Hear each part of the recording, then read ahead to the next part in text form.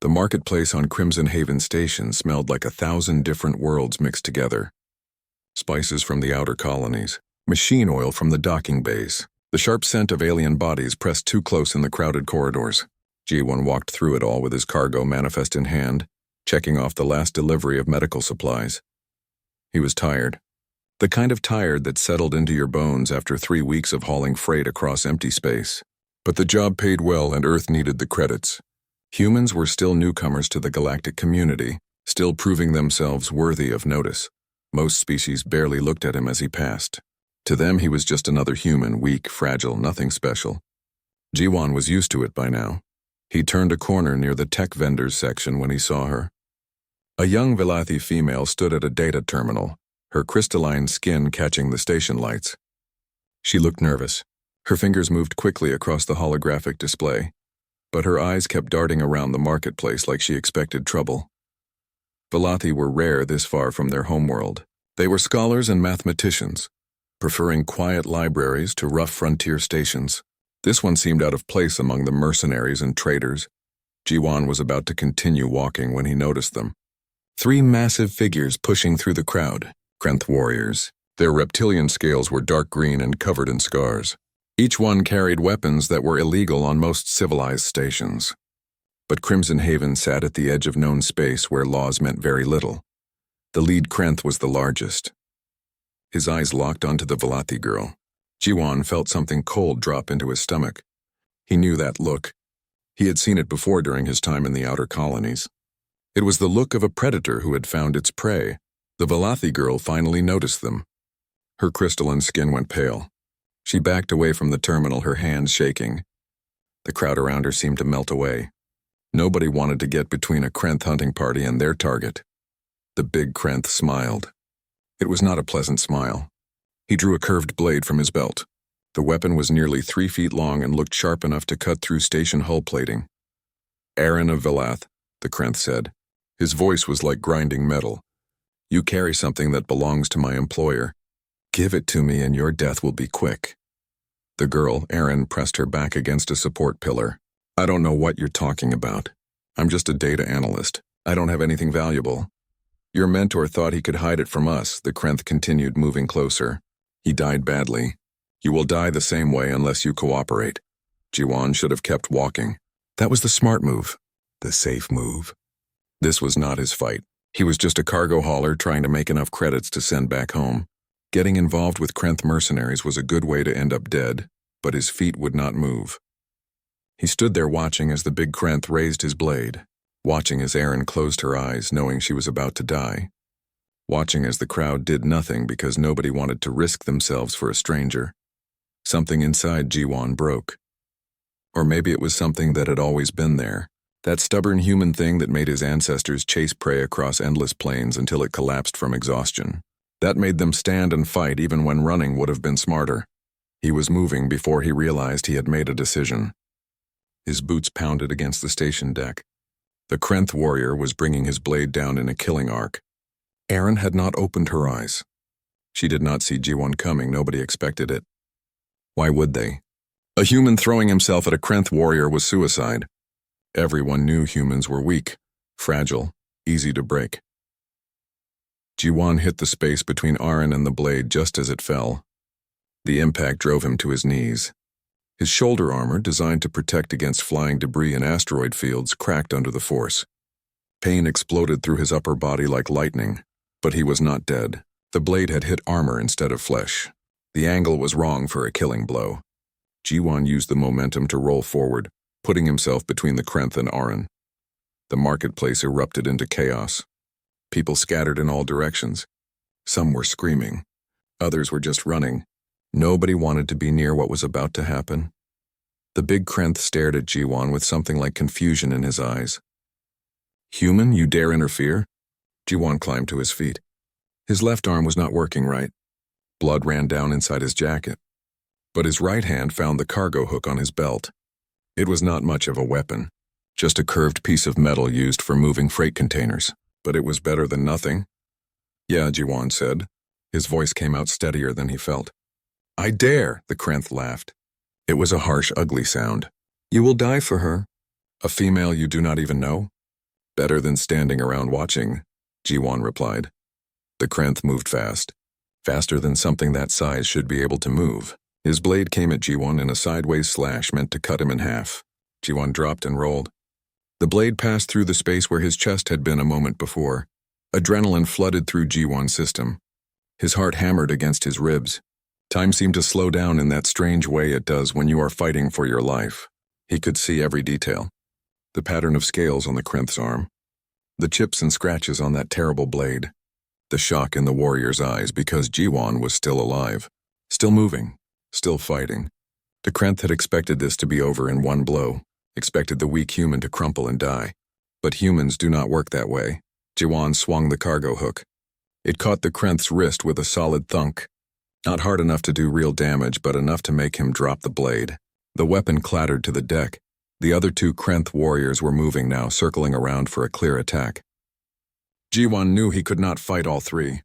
He was already injured and running on adrenaline that would not last forever. Then the station alarms began to wail. Red lights flashed along the corridor walls. Security was finally responding. The Krenth warriors looked at each other. The big one snarled something in his own language. Then all three of them were running, disappearing into the panicking crowd. Jiwan stood there, breathing hard. His vision was starting to blur at the edges. The pain in his shoulder was getting worse now that the immediate danger had passed. He turned to check on the Valathi girl. Erin was staring at him with wide eyes. Her crystalline skin reflected the emergency lights in strange patterns. She looked like she could not believe what had just happened. Why? She whispered. Why would you do that? Jiwan tried to answer, but the words would not come. The adrenaline was wearing off fast. The marketplace tilted sideways. He felt himself falling. The last thing he heard before darkness took him was Erin's voice calling for help. Calling for a doctor. Her hands were catching him as he fell, surprisingly strong for someone so slender. Then there was nothing but darkness and the distant sound of alarms. Jiwan woke up to bright lights and the smell of antiseptic. His shoulder felt like someone had driven hot metal through it. He tried to sit up and immediately regretted the decision. Easy there, a voice said. A human voice speaking Korean. You took a pretty bad hit. Jiwan blinked until his eyes adjusted. He was in the station medical bay. A woman in a white coat stood beside his bed, checking a data pad. She looked to be in her 40s with tired eyes that had seen too many emergencies. Dr. Hana, she introduced herself. You are lucky to be alive. That Krenth blade cracked your shoulder armor and cut through muscle. Another inch to the right and it would have hit your neck. The girl, Jiwan said. His throat was dry. The Valathi. Is she okay? She is fine. Thanks to you.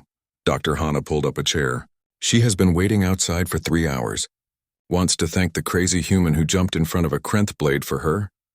Jiwan tried to remember exactly why he had done that. It seemed like a stupid decision now that he was lying in a medical bed with his shoulder on fire. But when he thought back to that moment, to Erin's face as she waited to die, he knew he would do it again. Can I see her?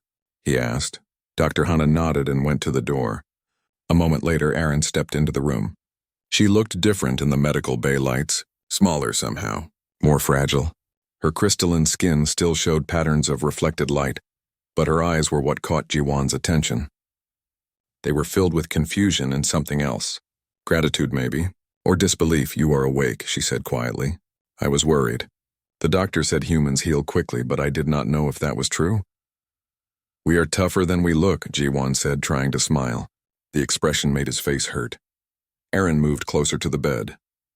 She seemed unsure of what to say. Finally, the words came out in a rush. Why did you save me? You do not know me. I'm nothing to you. You could have died. Jiwan thought about his answer. I could not just watch. That is not who I am. But it makes no sense, Erin pressed. My people, we value logic and reason. What you did was neither logical nor reasonable. You risked your life for a stranger, for someone not even of your species. Maybe that is a human thing, Jiwan said. Dr. Hana spoke up from where she was organizing medical supplies. It is a human thing. We are pack animals, Erin. We evolved in groups where protecting the tribe meant survival. Even if you are not part of his tribe yet, his instincts treated you like you could be. Erin looked even more confused. But humans are supposed to be weak. Everyone says so. You have no natural armor, no enhanced senses. No special abilities. You are fragile compared to most species. Dr. Hana laughed. It was not a pleasant sound. Is that what they teach? Let me tell you something about humans, Aaron. We are not weak. We are specialized. Our bodies can do things most species consider impossible. She pulled up a holo display showing human biology. See this? Our adrenal system. When humans face danger, our bodies flood with chemicals that make us faster, stronger, and resistant to pain. Jiwon here fought a Krenth warrior with a cracked shoulder. Most species would have passed out from shock, but human adrenaline kept him going. I do not understand, Aaron said. We are endurance hunters, Jiwon explained. Back on Earth, before we had weapons, humans would chase prey for days. We would just keep running until the animal collapsed from exhaustion. We are built to push through pain and keep going when any sane creature would quit. Dr. Hana nodded. High pain tolerance. Incredible healing ability. The capacity to function in extreme conditions. And something else that most species find disturbing. Humans will sacrifice themselves for others, not just family. Sometimes for complete strangers. It is built into who we are. Aaron sat down in the chair beside the bed. She was quiet for a long moment, processing this information. The Krenth warrior looked shocked when you kept fighting. I saw his face. He expected you to die from that first hit. Everyone expects humans to die easy, Dr. Hana said. We look soft. We do not have claws or fangs or armor plating, but we have something better. We refuse to quit. We refuse to accept defeat, and we will protect others even if it costs us everything. The door to the medical bay opened. A man walked in wearing a cargo hauler's jacket similar to Jiwon's. He was shorter than Jiwon with sharp eyes and grease stains on his hands. Minho, Jiwon said, recognizing his co-pilot. When did you get here? About 2 hours ago, Minho replied. Heard you picked a fight with Krenth mercenaries. Thought I should come collect what is left of you before they finish the job. They let him go? Jiwon asked. Minho shook his head.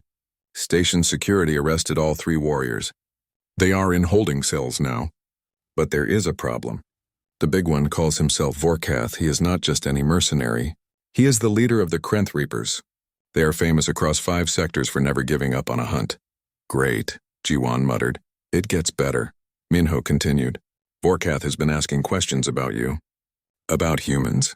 He told the guards that you should be dead. That his blade should have killed you. He seems almost impressed. Aaron stood up quickly. This is my fault. He was hunting me. Jiwon just got in the way. I should turn myself in. Do not be stupid, Minho said bluntly.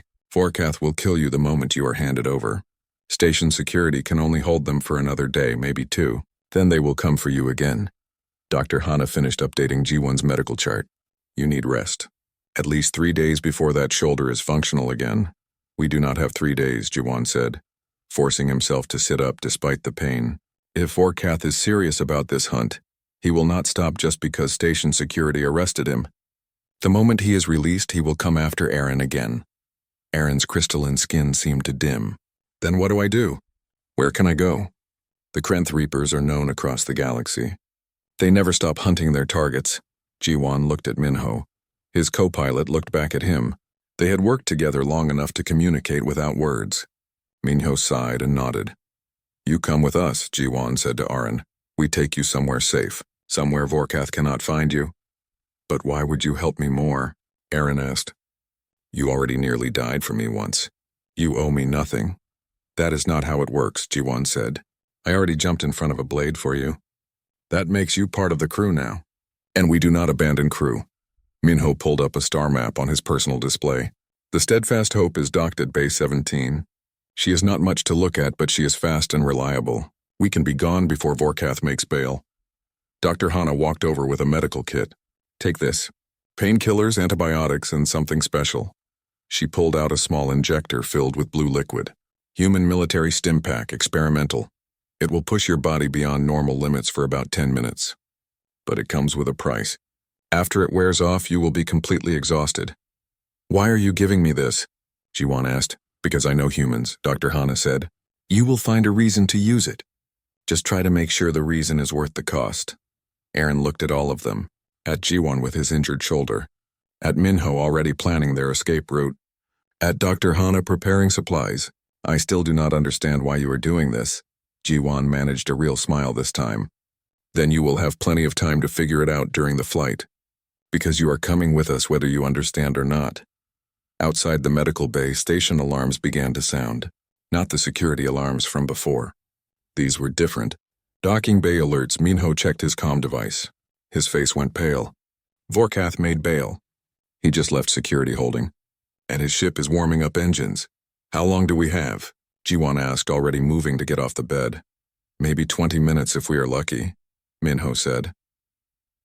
Dr. Hana helped Jiwon into his jacket, being careful of his injured shoulder. Then you better run. And Jiwon?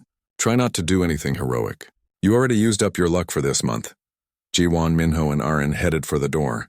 Behind them, Dr. Hana watched them go with worried eyes. She had seen too many brave humans die doing the right thing. She hoped these three would be different. The hunt was not over. It was just beginning. The corridors of Crimson Haven Station were a maze of metal and flickering lights. Jiwon led the way with Arin close behind and Minho bringing up the rear. His shoulder throbbed with every step, but he pushed the pain away. They did not have time for pain right now. Docking Bay 17 is on the lower level, Minho said, checking his datapad. We can take the maintenance lifts. Less crowded than the main routes. They ducked into a side corridor. The walls here were older, covered in rust and old repair patches. This was the part of the station where workers and cargo haulers operated. Away from the clean commercial sections where tourists and merchants did business, Arin stumbled and nearly fell. Jiwon caught her arm. You okay? I am not used to running, she admitted. Velathi do not do much physical activity. We prefer intellectual pursuits. Well, you are going to learn fast, Jiwon said. Stick close to us. They reached the maintenance lift and piled inside. The doors closed with a grinding sound that made Jiwon wonder if the thing would actually work. Then they were dropping, the lift shaking as it descended through the station levels. Why are the Krenth hunting you? Minho asked Arin. What do you have that they want? Arin's crystalline skin darkened with what might have been embarrassment. I did not know I had anything.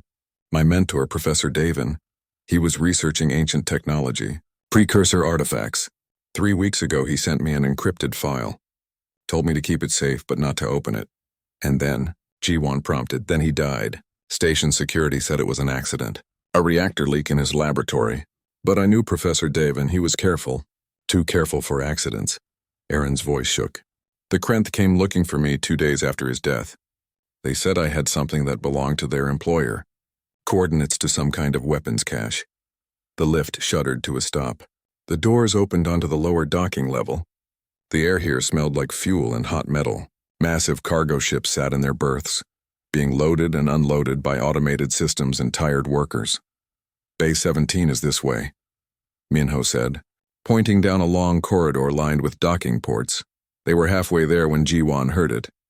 Heavy footsteps behind them. He looked back and saw 3 figures emerging from another corridor. Krenth warriors, not Vorkath and his team. Different ones, younger by the look of their unmarked armor. They have hunters at every exit, Minho cursed. Vorkath planned for this. Run, Jiwon said. They ran. Behind them, the Krenth gave chase. Their footsteps were like thunder on the metal deck. Arin was struggling to keep up. Her people were not built for this kind of physical stress. Jiwon made a decision. Minho, get Arin to the ship. Warm up the engines. I will buy you time. That is suicide, Minho said. That is an order, Jiwon shot back. Go, now. Minho grabbed Arin's arm and pulled her toward Bay 17. She looked back at Jiwon with panic in her eyes, but Minho did not give her a choice. They disappeared around a corner. Jiwon turned to face the Krenth. 3 against 1, bad odds. But he did not need to win. He just needed to slow them down. The first Krenth reached him with a blade already drawn. Jiwon dodged to the side and slammed his fist into an emergency release panel. A blast door started to lower from the ceiling. The Krenth warrior had to jump back to avoid being crushed. 2 more to deal with. Jiwon ran down a side passage. This section of the station was full of storage containers and maintenance equipment. He grabbed a plasma cutter from a workbench. Not a weapon, but it would have to do. The second Krenth came around the corner. Jiwon activated the plasma cutter and slashed at the warrior's face. The Krenth jerked back. The plasma did not cut him, but the bright light made him flinch. Jiwon used the moment to shove a stack of containers into the corridor, creating a barrier. His shoulder was screaming now. Blood had soaked through the bandages Dr. Hana had applied. But he could not stop. Not yet. The third Krenth was smarter. He did not charge blindly. Instead, he circled around trying to flank Jiwon. They were in a large storage area now, filled with crates of supplies and equipment. Jiwon climbed onto a stack of containers, getting higher ground. The Krenth followed. They fought among the boxes, Jiwon using his smaller size to duck and weave while the Krenth's greater strength smashed through obstacles. Then Jiwon heard it. The beautiful sound of ship engines warming up. The steadfast hope was coming to life. The Krenth heard it too. His eyes narrowed. Your friends abandon you, human. You die alone. Never alone, Jiwon said. He jumped down from the containers and ran for the docking bay. Bay 17 was just ahead. The airlock door was open. Inside he could see the steadfast hope. She was not pretty. Just a standard cargo freighter, all function and no style. But to Jiwon, she was the most beautiful thing he had ever seen. Minho was at the controls, running the pre-flight check faster than regulations allowed. Erin stood behind him, her hands pressed against the cockpit window watching for Jiwon. He dove through the airlock just as the three Krenth warriors rounded the corner. Minho hit the door control. The airlock began to seal. One of the Krenth threw his blade. It flew through the closing gap like a missile. Jiwon threw himself flat. The blade passed over him and embedded itself in the far wall. The airlock finished closing. They were safe. For now. Jiwon pulled himself to his feet and climbed up to the cockpit. Minho was already moving the ship out of its berth. The docking clamps released with a series of loud clanks. Everyone strap in, Minho said. This is going to get rough. Erin helped Jiwon into a seat and fastened the safety harness. Her hands were shaking. You could have been killed. Again, why do you keep doing this? Later, Jiwon said. Lecture me after we are clear of the station. The steadfast hope pulled away from the docking bay and into open space. Behind them, Crimson Haven Station looked like a small city floating among the stars. Ahead was nothing but darkness and distant suns. Are they following? Jiwon asked. Minho checked the sensors. Not yet. Wait. Yes. One ship breaking away from the station, big one. That will be Vorkath's flagship. The comm system crackled to life. A harsh voice filled the cockpit. Vorkath. Human. I do not know your name, but I know what you are. You are brave. Foolish, but brave. Give me the Velati female and I will let you live. Jiwon reached for the comm control. Minho tried to stop him. Do not antagonize him. Too late for that, Jiwon said. He opened the channel. This is the steadfast hope. The girl is under our protection. Come after her and you will regret it. There was a long pause. Then Vorkath laughed. It was a terrible sound. I like you, human. You have spirit. It will be satisfying to break you. I am Vorkath of the Krenth Reapers. We have never failed a hunt. We will not start now. The comm went dead. On the sensors, Vorkath's ship was accelerating. It was larger than the steadfast hope and probably carried better weapons. But Minho was already plotting their escape route. Jump to slipstream in 30 seconds, he announced. Everyone hold on. Erin looked at the sensor display showing Vorkath's ship growing closer. Can we outrun them? In real space? No, Minho said. But in slipstream we have a chance. The steadfast hope is modified for long-range hauling. We can stay in slipstream longer than most ships. The countdown reached 0. Minho engaged the slipstream drive. Reality twisted around them. The stars stretched into lines. Then they were in that strange space between spaces where normal physics did not apply. The ship shook and groaned. Slipstream travel was never smooth. But they were away from Crimson Haven, away from Vorkath. For now, Jiwon slumped in his seat. The adrenaline was wearing off. His shoulder felt like it was on fire. Dr. Hana's painkillers were not doing much anymore. Erin unbuckled her harness and moved to check his injury. You are bleeding again. The bandages need to be changed. I will be fine, Jiwon said. No, you will not, she said firmly. You keep risking yourself for me. The least I can do is make sure you do not die from infection. She went to find the medical supplies. Minho kept his eyes on the controls, navigating the strange currents of slipstream space. She is right, you know, Minho said quietly. You are going to get yourself killed playing hero. Maybe, Jiwon admitted. But I could not live with myself if I did nothing. That is the problem with humans, Minho said. We have too much conscience. Makes us do stupid, dangerous things. Yeah, Jiwon agreed. But it also makes us human. Outside the ship, slipstream energy swirled in patterns that hurt to look at. Somewhere behind them, Vorkath was following. The hunt had truly begun, and neither side was going to quit until it was finished. The steadfast hope drifted through slipstream space like a leaf on a cosmic river. Inside the ship, time felt different. Hours stretched and compressed in ways that made no sense. Jiwon had never gotten used to it. He sat in the common area while Aaron changed his bandages. Her fingers were gentle but efficient. Velothi might not be physical creatures, but they were precise in everything they did. "The wound is healing," she said. "Faster than I expected. Human biology is strange." "We are tough," Jiwon said. "Have to be." Earth was not an easy place to evolve. Aaron secured the new bandage and sat back. "I have been thinking about what Dr. Hana said. About humans being endurance hunters. About your bodies being built to push through pain and keep going. And I do not think other species understand what that means," she said.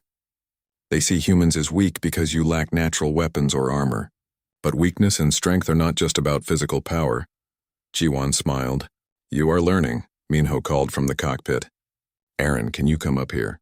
I need you to look at something." They went forward. Minho had the encrypted file open on the navigation display. Strings of code and mathematical formulas filled the screen. "I have been trying to decrypt what your mentor sent you," Minho explained. "The encryption is precursor level, sophisticated, but I think I found something." Aaron leaned over the console. Her crystalline skin began to glow softly as she processed the information. Velothi could interface with computers in ways most species could not. After several minutes, she straightened up. "Coordinates," she said. Professor Davin hid coordinates in the file. "They point to a location in the Shattered Expanse." "The Shattered Expanse?" Jiwon frowned. "That is bad territory. Asteroid fields and dead stations. Nothing living there. Which makes it a perfect place to hide something valuable," Minho said. "What are the coordinates pointing to exactly?" Aaron worked on the console some more. "A station. Precursor design. It appears to be a research facility. But the file does not say what they were researching." "That is what Vorkath wants," Jiwon said. "Whatever is at those coordinates. That is why he killed your mentor and came after you." "Should we go there?" Aaron asked. "To the coordinates?" Minho checked their fuel reserves and plotted the route. "We could make it, but we would be trapped if Vorkath finds us. The Shattered Expanse has limited exit points. Easy to get in, hard to get out. We do not have much choice," Jiwon said. "Running forever is not a plan. If we want to end this hunt, we need to know what Vorkath is really after. Maybe we can use it as leverage." Aaron looked uncertain. "You would risk your lives to help me find answers?" "We already risked our lives," Minho pointed out. "Might as well see it through." They changed course. The steadfast hope shifted through slipstream space, heading toward the coordinates Aaron had uncovered. It would take them 2 more days to reach the Shattered Expanse. During those 2 days, Jiwon watched Aaron carefully. She spent hours studying human files from the ship's database, biology, history, military tactics. She was trying to understand the creatures who had thrown themselves into danger for her sake. On the 2nd day, she found Jiwon in the cargo hold. He was doing maintenance on one of the ship's environmental systems. Physical work that kept his mind occupied. "Can I ask you something?" Aaron said. "Sure." "When that blade was falling toward me, in that moment before you jumped, what were you thinking?" Jiwon put down his tools. "I was not thinking. Not really. I just moved. My body decided before my brain caught up. But why? What makes humans do that? Sacrifice themselves for strangers?" Jiwon sat down on a cargo crate.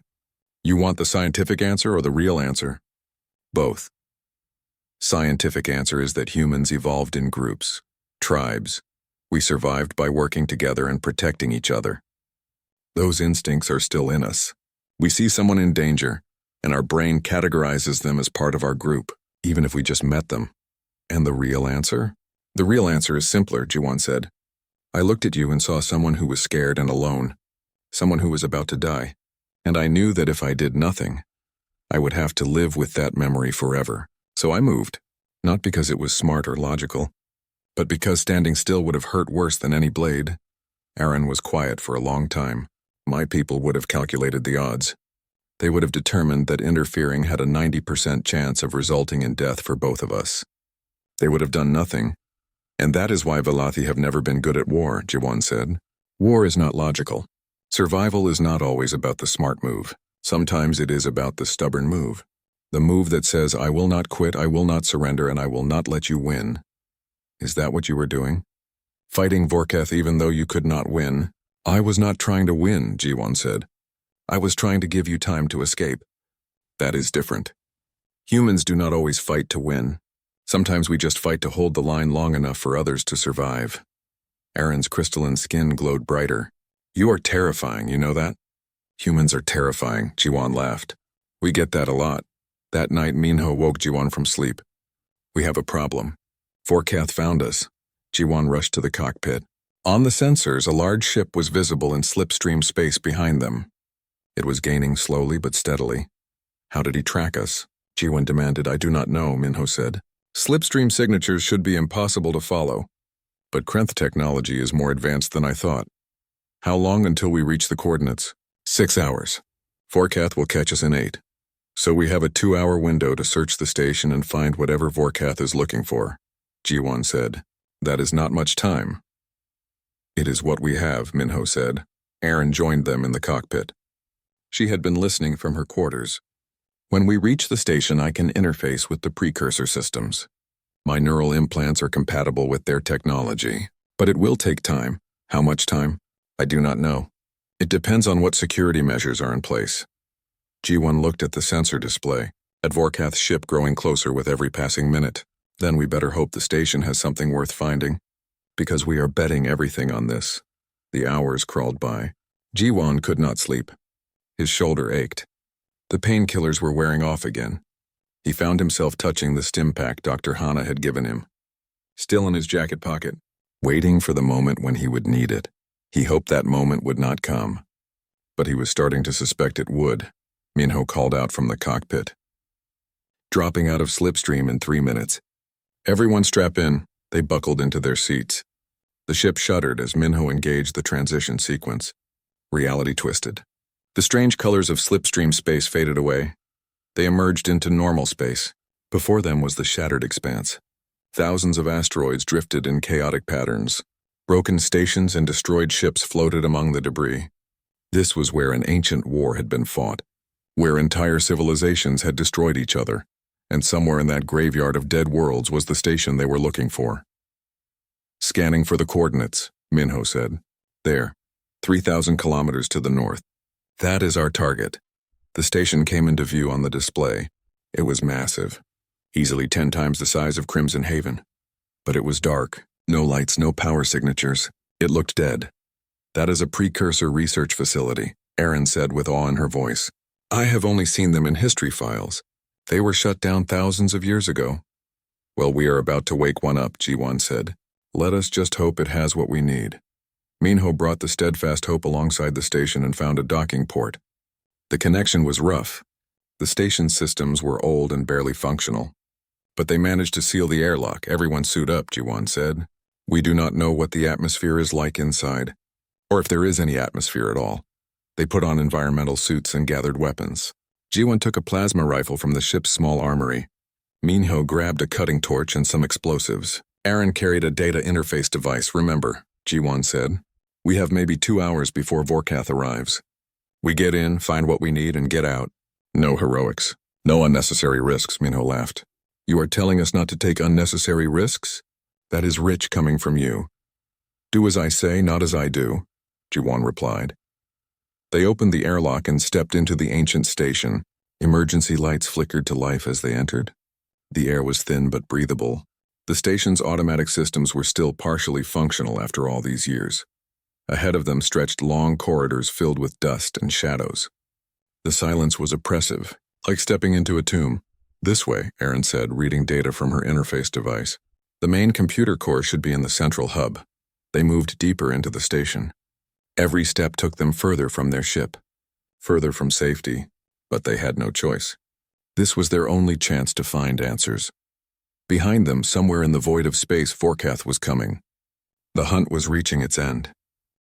The corridors of the precursor station were like walking through a museum of forgotten history. Everything was covered in dust. The walls were made of some material that looked like metal but felt warmer. Old symbols covered every surface, written in languages that no living species could read. Ji-won kept his plasma rifle ready. The emergency lights created shadows that seemed to move. His instincts were screaming that something was wrong. This place felt too quiet. Too empty. How much further? He asked Erin. She checked her interface device. The central computer core is 3 levels down. But there is a problem. The main lifts are not working. We will have to use the maintenance shafts. Of course we will, Minho muttered. Nothing can ever be easy. They found an access shaft and climbed down. The ladder was old but still solid. Ji-won's shoulder protested every movement. The wound was healing but not fast enough. He gritted his teeth and kept climbing. The lower levels were darker. The emergency power did not reach this far. They switched on their suit lights. The beams cut through the darkness like knives. Wait, Erin said suddenly. I am detecting active power signatures ahead. The station is not as dead as we thought. Active how? Ji-won asked. Defense systems. They are still functional. We need to be careful. They moved more slowly now. Every door could hide a trap. Every corner could conceal automated weapons. Ji-won's finger stayed near the trigger of his rifle. They reached the central computer core. It was a massive chamber filled with strange technology. Crystalline structures grew from the floor and ceiling like frozen trees. Conduits pulsed with faint light. The whole room hummed with barely contained energy. This is incredible, Erin whispered. She moved to a control interface and began working. Her fingers danced across surfaces that glowed at her touch. The station is responding to me. It recognizes my species as descendants of the precursor servitors. Can you access the files? Minho asked. Find out what this place was researching? Erin worked in silence for several minutes. Her crystalline skin glowed brighter as she interfaced directly with the ancient systems. Finally, she stepped back. I found it, she said. Her voice was shaking. This station was not researching weapons. It was researching defense. The precursors created a network that could generate energy shields around entire planets. Impenetrable barriers that could stop any attack. That is what Vorkath is after, Ji-won said. A defensive system? Not just defensive, Erin explained. The implications are bigger. If one species controls this technology, they could make their worlds completely safe while leaving others vulnerable. It would create an imbalance of power that could start a war. That is why they shut it down, Minho realized. The precursors understood that perfect defense is just as dangerous as perfect offense. And now someone wants to activate it again, Ji-won said. That is why they hired Vorkath to find these coordinates. A loud bang echoed through the station. Then another. The sound of airlocks being forced open. They are here, Minho said, checking his suit's sensors. Multiple contacts, Krenth warriors. They must have been right behind us. How many? Ji-won asked. At least 6, maybe more. Ji-won looked around the chamber. There were only 2 entrances. They were trapped. We need to buy time. Erin, can you activate the station's defenses? Yes, but it will take several minutes. The systems need to fully power up. Do it, Ji-won ordered. Minho, take the east entrance. I will take the west. We hold them off until the defenses are online. They took positions. Ji-won crouched behind a crystalline pillar near the western entrance. His shoulder was throbbing again. He pulled out a painkiller injector and pressed it against his neck. Not as good as the stim pack, but it would help. The first Krenth warrior appeared in the doorway. Ji-won fired. The plasma bolt caught the warrior in the chest. The Krenth's armor absorbed most of the impact, but it knocked him back. More warriors poured through. Ji-won kept firing. Plasma bolts lit up the chamber. The Krenth returned fire with their own weapons. Energy blasts scorched the walls and floor. On the other side of the chamber, Minho was fighting too. He had set up explosives near his entrance. When the Krenth tried to rush through, he detonated them. The explosion sealed the doorway with rubble, but the western entrance was still open. Ji-won was being pushed back. There were too many of them. He could not hold alone. Then he saw Vorkath. The big Krenth leader stepped through the doorway. His armor was heavier than the others. His blade was drawn and ready. Human, Vorkath called out. You have led me on an interesting chase. But it ends here. Give me the Velothi female and access to the computer core. Do this and I will grant you a quick death. Not interested, Ji-won shouted back. He fired at Vorkath. The plasma bolt hit the Krenth's chest armor and did nothing. Vorkath laughed. Your weapons cannot hurt me. Your skills cannot match me. Why do you persist?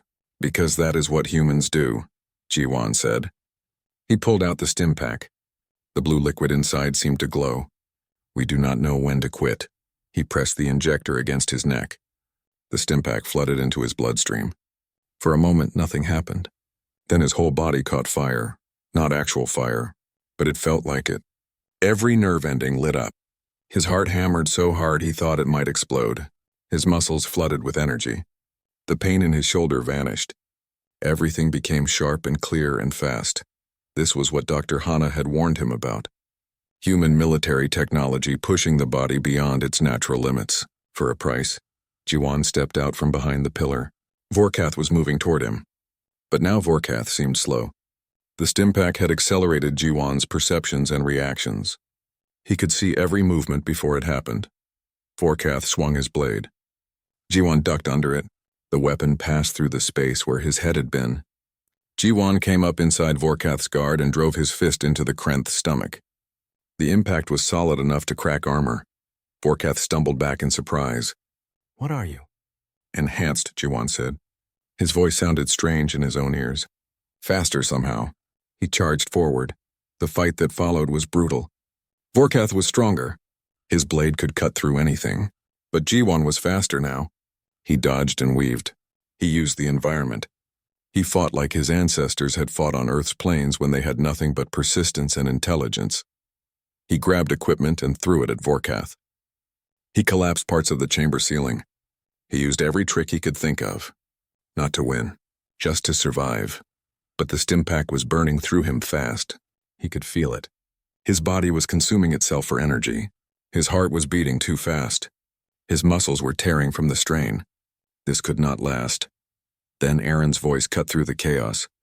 The defenses are online. Everyone get down, Jiwan threw himself flat. Vorkath looked confused for just a moment. Then the chamber lit up with energy. Containment fields erupted from the walls. They wrapped around the Krenth warriors like glowing nets. The warriors fought against them but could not break free. Vorkath roared in rage as a field enclosed him too. We need to go, Minho shouted. Now, this station is not stable. Activating the defenses is causing chain reactions in the power systems. The whole station was shaking. Dust fell from the ceiling. Cracks appeared in the walls. They ran for the maintenance shaft. Behind them, Vorkath was screaming threats. But the containment field held him. They climbed up the shaft as fast as they could. The station groaned and shook around them. Pieces of the ceiling were falling. The ancient systems were tearing themselves apart after thousands of years of dormancy. Jiwan's body was failing. The stimpack was wearing off. Every movement became harder. His vision was blurring. Minho had to pull him up the last section of the ladder. They reached the docking port. The steadfast hope was still there, still connected. They fell through the airlock. Minho sealed it behind them and ran for the cockpit. Hold on, he yelled. He fired the separation bolts. The ship broke away from the dying station.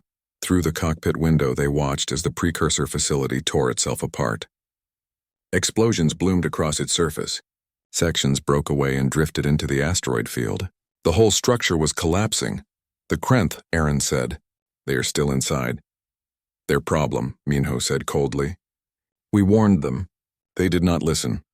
But even as he spoke, they saw ships escaping from other docking ports. Krenth vessels. Vorkath and his warriors had survived. But their ship was damaged.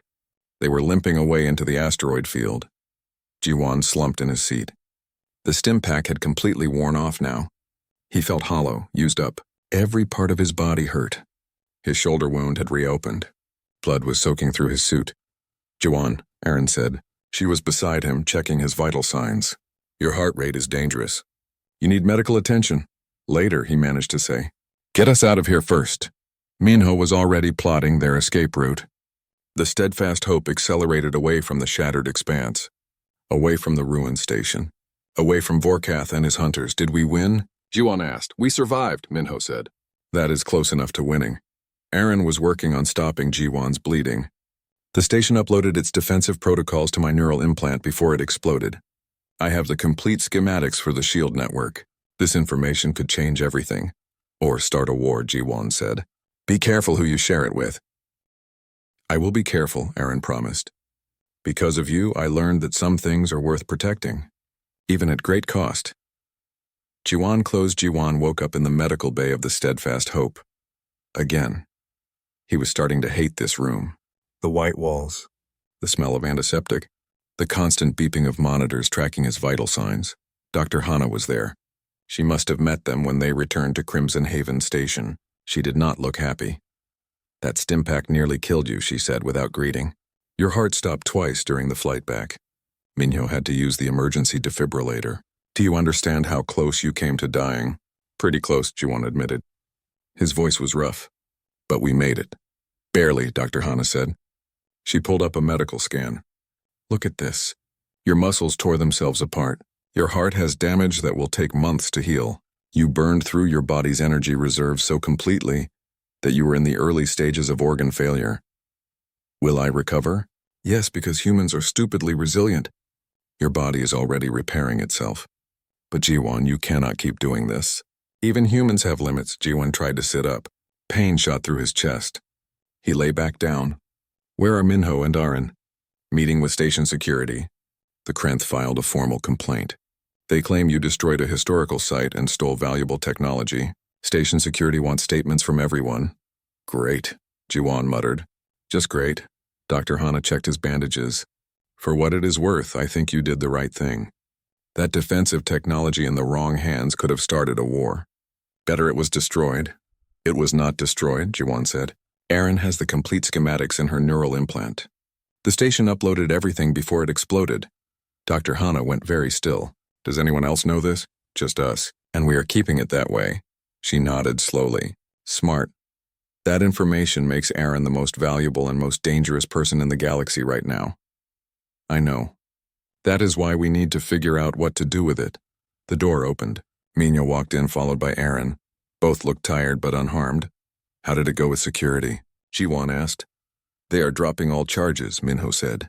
"Turns out Vorkath's employer is a weapons dealer named Kresh. He is wanted by the Galactic Council for arms trafficking. When security learned we stopped him from getting precursor technology, they decided we were heroes instead of criminals." "I do not feel like a hero," Jiwon said. "I feel like I got hit by a cargo ship." Arin moved closer to his bed. "You should feel like a hero. You saved billions of lives. If that defensive network had fallen into Kresh's hands, he would have sold it to the highest bidder. There would have been war. So what happens now?" Jiwon asked. "You have the schematics. What are you going to do with them?" Arin was quiet for a long moment. "I have been thinking about that. The technology itself is not evil. It is just a tool. In the right hands, it could protect innocent worlds from invasion. It could save lives. And in the wrong hands?" Dr. Hana prompted. "In the wrong hands, it could create an imbalance of power that would destabilize the entire galaxy," Arin admitted. "That is why I cannot simply hand it over to my government or the Galactic Council. They would use it for political advantage." "Then what?" Minho asked. "I want to set up safeguards," Arin said. "Program the system so it only responds to verified existential threats. Make it impossible for anyone to use it for conquest or control. And I want to distribute the activation codes across multiple species, so no single government can abuse it." "That is ambitious," Dr. Hana said, "and dangerous. You would be making yourself a target for every power-hungry leader in the galaxy." "I know," Arin said. "That is why I need help. I cannot do this alone." She looked at Jiwon. "I know I am asking too much. You have already risked your life for me multiple times. You owe me nothing. But I am asking anyway. Will you help me?" Jiwon looked at Minho. His co-pilot shrugged. "We have come this far. Might as well see it through." "What exactly are you proposing?" Jiwon asked Arin. "A journey," she said, "to representatives of different species across the galaxy. I will share the defensive technology with them, but only if they agree to the safeguards, only if they promise to use it for protection, not domination." "That will take months," Jiwon said. "Maybe years." "I know. And every government will try to force me to give them exclusive access. Some will try to kidnap me. Others will try to kill me to prevent their enemies from getting the technology." "You are really selling this idea," Minho said dryly. Arin smiled. It was the first real smile Jiwon had seen from her.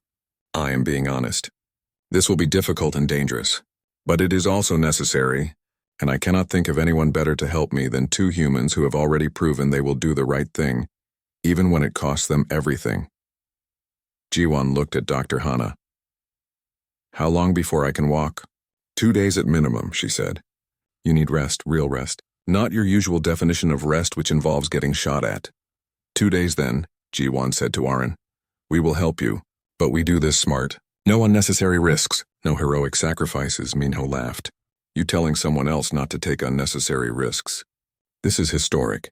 Someone should record it. They spent those 2 days planning. Aaron worked with Minho to identify which species should receive the technology first. They chose smaller, peaceful civilizations, nations that had no history of aggressive expansion. Dr. Hana provided them with medical supplies and some black market contacts who could help them avoid unwanted attention. You're going to need friends in low places, she said. The moment word gets out about what you are doing, every intelligence agency in the galaxy will be hunting you. Comforting, G1 said. On the morning of the 3rd day, they prepared to leave Crimson Haven Station. G1 could walk now, though his chest still hurt with every breath. His shoulder was healing but would never be the same. The scars would be permanent reminders of what he had survived. They were loading supplies onto the Steadfast Hope when a ship docked nearby. A Krenth ship. G1's hand went to his weapon. But the figure that emerged from the airlock was alone and unarmed. Vorkath. The big Krenth warrior looked different. His armor was damaged and poorly repaired. One of his arms was in a sling. He walked slowly, like someone who had recently been very badly injured. I am not here to fight, Vorkath said, raising his good hand. I am here to talk. Talk fast, G1 said, before station security notices you. The hunt is over, Vorkath said. My employer is dead. Station security raided his operation after you exposed him. Without payment, there is no contract. Without contract, there is no hunt. So you are just giving up? Minho asked. That does not sound like Krenth honor. I am not giving up, Vorkath said. I am changing my mind. You defeated me, human, not through superior strength or better weapons, but through persistence, through refusal to surrender, and through something my people do not understand. What? G1 asked. Mercy, Vorkath said. You could have killed me in that station. You had opportunity, but you chose not to. You showed me something I had never considered. That strength is not just about who can kill the fastest. It is also about who can spare the defeated. Is there a point to this? Minho asked. Vorkath looked at G1 directly. I misjudged humans. We all have. Your species is not weak. You are dangerous in ways most species cannot comprehend. You fight beyond reason. You protect beyond logic. And you refuse to accept defeat. Thank you, G1 said uncertainly. It is not a compliment, Vorkath said. It is a warning. To myself and my people, humans are not prey. They are something else entirely. Something the galaxy needs to respect. He turned to leave, then stopped and looked back. If you ever need a hunter, human, you know where to find the Krenth Reapers. We pay our debts. You spared my life. That debt will be remembered. Vorkath walked back to his ship and left. The whole conversation had lasted less than 5 minutes. But G1 felt like something important had just happened. Did a Krenth warrior just offer to help us? Minho said in disbelief. I think so, G1 said. That was weird. Everything about this whole situation is weird, Minho said. We started out as cargo haulers. Now we are some kind of galaxy-saving heroes. How did this happen? You jumped between me and a blade, Aaron said quietly. Everything that came after started with that choice. With your refusal to let me die, G1 shrugged, then winced because shrugging still hurt. Someone had to do something. No, Aaron said. Someone did not have to do anything. Most would not have, but you did, and that makes all the difference. They finished loading the ship. The Steadfast Hope was ready to fly, ready for whatever came next. As they prepared for departure, G1 stood at the airlock and looked back at Crimson Haven Station. A few weeks ago, he had been just another cargo hauler, anonymous, unimportant. Now he was leaving with a Velothi carrying galaxy-changing technology and a mission that might take years to complete. Having second thoughts? Minho asked. Third and fourth thoughts, G1 admitted, but we are doing it anyway. That is very human of you, Minho said. They boarded the ship. Minho fired up the engines. Aaron took her place at the navigation console, and G1 settled into his seat, feeling every ache and pain in his battered body. The Steadfast Hope pulled away from the station and into open space. Ahead of them was uncertainty. Danger, possibly death, but also hope. The hope 3 months had passed since they left Crimson Haven Station. 3 months of traveling from world to world. 3 months of careful negotiations and narrow escapes. 3 months of proving that Aaron's plan could actually work. The steadfast hope now carried a much heavier burden than cargo. It carried hope for dozens of species who had received the defensive technology, small nations who could now protect their worlds from invasion, peaceful civilizations who could finally sleep without fear. Jiwan stood in the cockpit watching the stars. His shoulder had healed, though it still ached in cold weather. The scars would be with him forever. But that was okay. Scars meant you survived. They meant you fought and won. "We are approaching Velith," Minho announced. "Aaron's homeworld." "Our last stop." Aaron joined them in the cockpit. She looked different now, more confident. The frightened analyst from Crimson Haven was gone. In her place was someone who had learned to fight for what she believed in. "Are you nervous?" Jiwan asked her. "Terrified," she admitted. "My people will not understand what I have done." Velothi do not take risks. They do not make unilateral decisions that affect the entire galaxy. "They will think I am reckless." "You are reckless," Minho said. "But in a good way. You learned from the best." They descended through Veloth's atmosphere. The planet was beautiful. Crystalline cities that caught the sunlight and scattered it in rainbow patterns. Gardens of mathematical precision. Everything organized and logical and perfect. The Velothi government had already sent communications. They wanted to meet with Aaron. They had questions about the precursor technology. They wanted to know why she had not brought it to them first. The meeting was held in the Grand Council chamber. Hundreds of Velothi gathered to hear Aaron's explanation. Jiwan and Minho stood beside her. They were the only humans in the room. Everyone stared at them with curiosity and suspicion. Aaron addressed the council. "I have given the defensive technology to 43 species across the galaxy. Each one has agreed to the safeguards. Each one has sworn to use it only for protection. Not conquest. Not control. Just defense." An elder Velothi stepped forward. "You had no authority to make these decisions. This technology belongs to our species. We are descended from the precursor servitors. We should control it." "No," Aaron said firmly. "That is exactly why I did not give it to you first. Because you would have tried to control it. To use it as leverage in galactic politics. To make Veloth powerful at the expense of others." The council chamber erupted in angry voices, Velothi shouting over each other. Jiwan stepped closer to Aaron, ready to protect her if needed. But Aaron did not need protecting. Not anymore. She waited for the noise to die down. Then she continued. "I learned something important these past months. I learned it from humans. From 2 cargo haulers who risked everything to save a stranger. They taught me that power without responsibility is tyranny. That knowledge without wisdom is dangerous. And that sometimes the logical choice is not the right choice." She turned to look at Jiwan and Minho. "These humans did not save me because it was logical. They saved me because it was right. And I distributed this technology not because it was what my people wanted, but because it was what the galaxy needed." The elder spoke again, more calmly now. "You speak of responsibility. But you gave dangerous technology to species we do not trust. What if they betray your safeguards? What if they find ways to abuse it? Then we deal with that problem when it comes," Aaron said. "But I believe in giving people a chance to be better. The humans taught me that too. They showed mercy to a Krenth warrior who tried to kill them, and that warrior changed. He became an ally instead of an enemy." Jiwan was not sure that was entirely accurate, but he let it slide. The council deliberated for hours. Finally, they reached a decision. They would not punish Aaron, but they would not celebrate her either. She was to remain under observation. Her actions had consequences that would be felt for generations. As they left the council chamber, Aaron seemed relieved but exhausted. "That could have gone worse." "Could have gone better too," Minho said. "They really do not like you making decisions without their permission." "They will adapt," Aaron said. "Or they will not. Either way, the technology is distributed. The galaxy is safer. That is what matters." They returned to the steadfast hope. But before they could depart, they received a transmission. It was from the Galactic Council, the organization that governed relations between species. The council wanted to meet with them. With all 3 of them. "This cannot be good," Minho said. They traveled to Council Space, a massive station that orbited a neutron star. Representatives from hundreds of species worked here. It was the closest thing the galaxy had to a unified government. They were brought before a committee of council members. Dozens of different species stared down at them from elevated platforms. Jiwon felt very small. A representative spoke. She was from a species Jiwon did not recognize.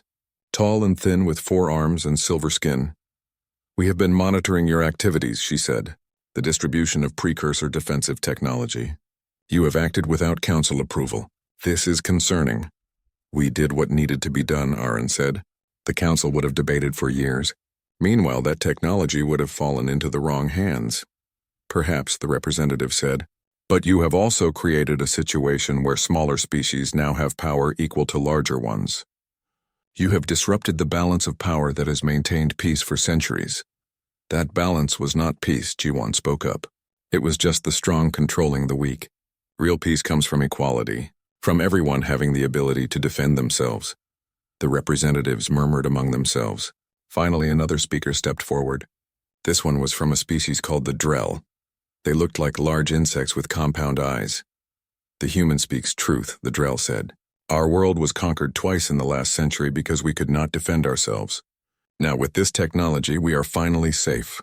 The Galactic Council did nothing to protect us before. Why should we trust you to protect us now?" Other representatives began to speak. Some agreed with the Drell. Others were angry about the power shift. The debate raged for hours. In the end, the council reached a compromise. They would not punish Aaron, Jiwon, or Minho, but they would regulate how the defensive technology was used.